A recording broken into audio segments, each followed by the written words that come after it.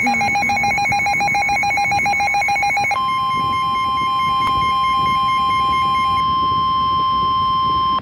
National Weather Service in Wilmington has issued a tornado warning for southwestern Fayette County, Ohio, eastern Clinton County, northwestern Highland County until 6:15 p.m.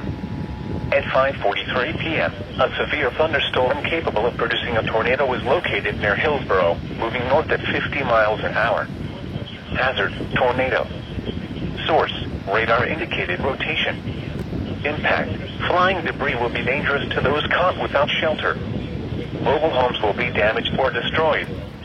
Damage to roofs, windows, and vehicles will occur. Tree damage is likely. Locations impacted include Hillsboro, Sabina, Leesburg, New Vienna, Russell, Staunton, Highland, Lees Creek, Reesville, and Samantha.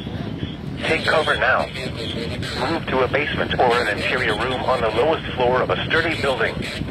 Avoid windows. If you are outdoors, in a mobile home, or in a vehicle, move to the closest substantial shelter and protect yourself from flying debris.